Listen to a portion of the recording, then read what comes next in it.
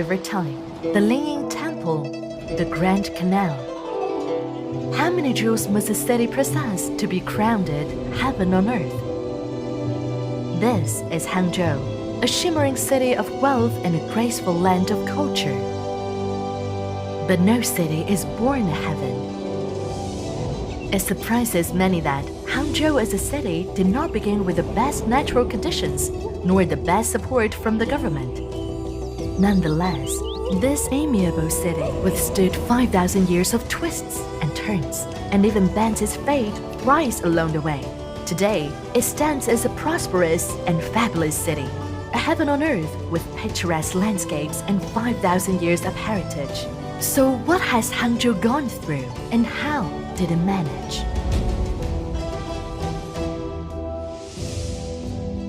We will address these questions in this video. Let us begin with a great feat accomplished 5,000 years ago.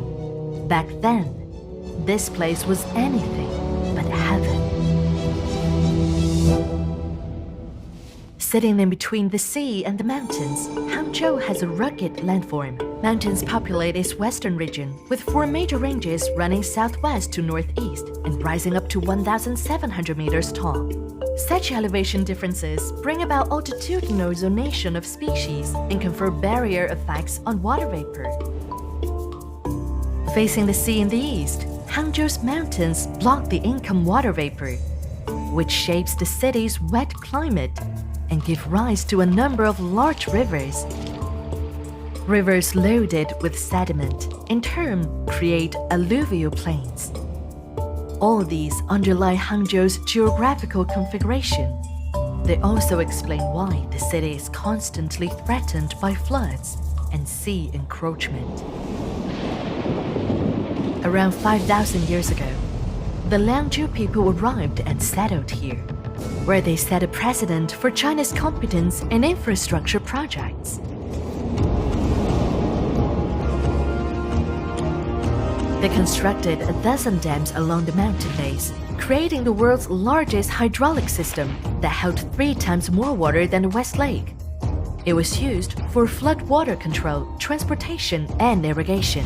Between the dams and paddy fields, the city of water comprised of a palace area, an inner district, and an outer district, measured almost 9 times as big as the Forbidden City. Within the city, 51 canals weaved a crisscrossing waterway that allowed efficient boat navigation. The Liangzhu people also produced diverse jade wares to serve their religious rituals. All this indicates that, as early as 5,000 years ago, the Chinese civilization had already fledged in the hands of the Liangzhu people, as one of the oldest in the world. However, drastic climate changes resulted in floods and marine transgression, which completely engulfed the city. It remained submerged until the sea finally retreated. But the Liangzhu culture was never lost. It continued to influence China. It was eventually imprinted in the 5,000-year-old civilization. 5 whole millennia indeed. Hangzhou's history is much longer than most people think. Being as old as the Chinese civilization, it proves that China's 5,000 years of continuous history was more than a legend. But the frequent natural disasters hinder survival in Hangzhou. People had to make a change to salvage devastated land and forge a heaven from scratch. And the best-known creation for this is the West Lake. The West Lake is not a naturally occurring lake, but a hydraulic engineering project. It was initially a tiny bay along the Changtang River, but with a natural dam forming through sedimentation and the constant construction of seawalls, the bay budded up as a lake over time.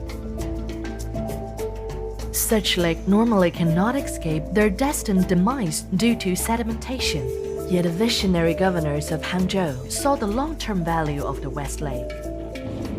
As a previously submerged city, Hangzhou's groundwater had a briny flavor, but by the Tang and Song dynasties, it was well diluted by rainwater and mountain creeks, allowing it to be utilized for drinking, flood control, irrigation, and canal navigation. Therefore, when other cities were repurposing lake into farmlands, Li Bin, Baiju Yi, Qian Liu, Su Shi, and other Hangzhou officials all took maintenance of the West Lake. They removed silt and constructed dams to maintain water level and improve water quality, which greatly enhanced life in Hangzhou. As such, a small anonymous lake became a welfare-oriented hydraulic engineering project. In return, the West Lake offered far more than its intended engineering purpose.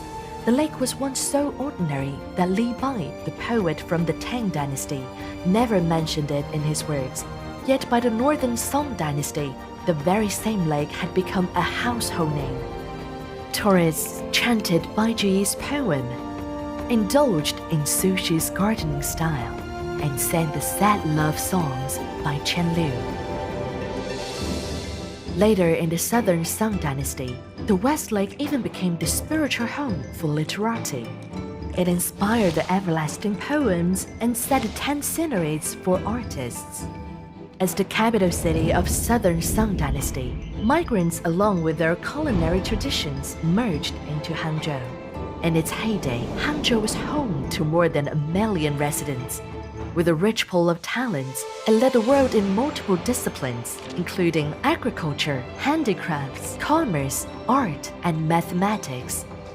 Since then, the title Heaven on Earth was bestowed upon Hangzhou for its outstanding elegance, openness, and prosperity. However, prosperity eventually dissolved into sorrow. During the time of changes, how should the heaven on earth reposition itself in history? And could it hope for another turn of the page?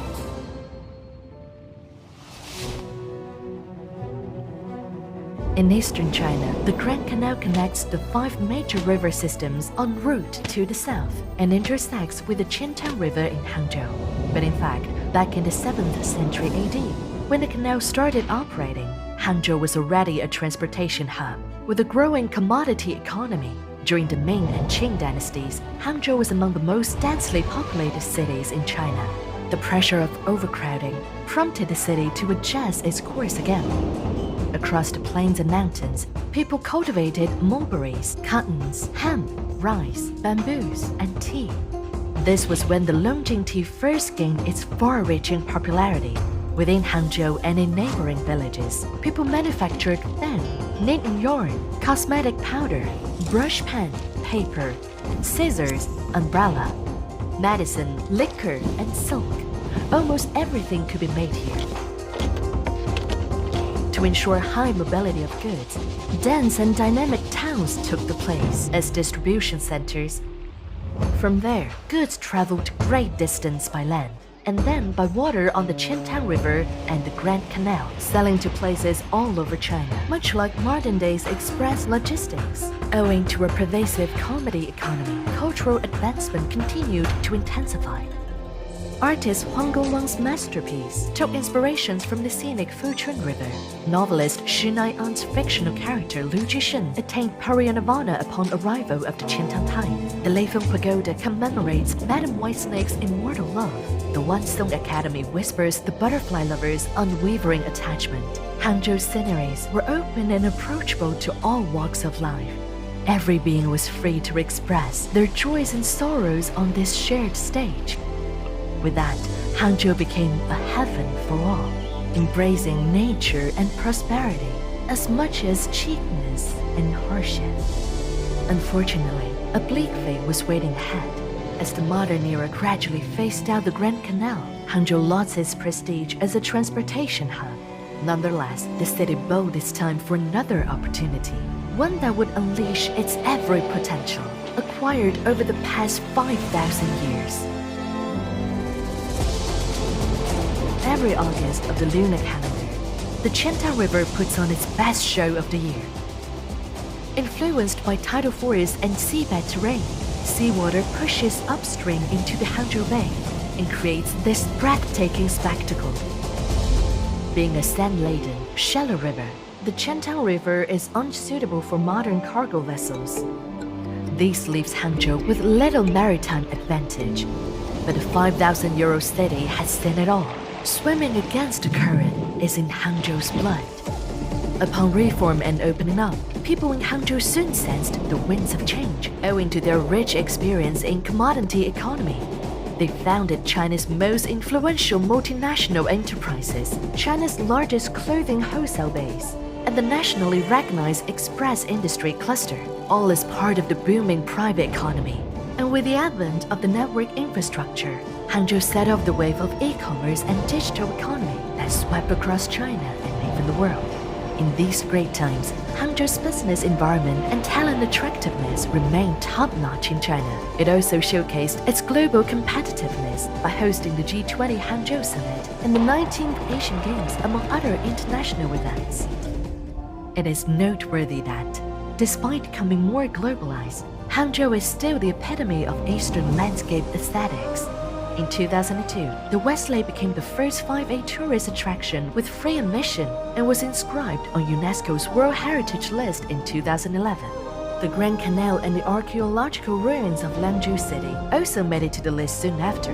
Now housing 3 World Heritage Sites, Hangzhou continues to thrive as a modernized heaven on earth. Now let us think back to the earliest days of Hangzhou. The city was never born a heaven. It has come a long way after 5,000 years of perseverance, always metamorphosing into a better form at each and every fateful turn. Today, its charm exudes from the West Lake. Its prosperity glitters along the Grand Canal. Its vigor energizes the ocean tide. Jointly created by Mother Nature and all walks of life, this land gave back to the people a heaven within reach. It took generations to polish its exquisite landscape scroll and to temper this 5,000-year-old city. This is Hangzhou.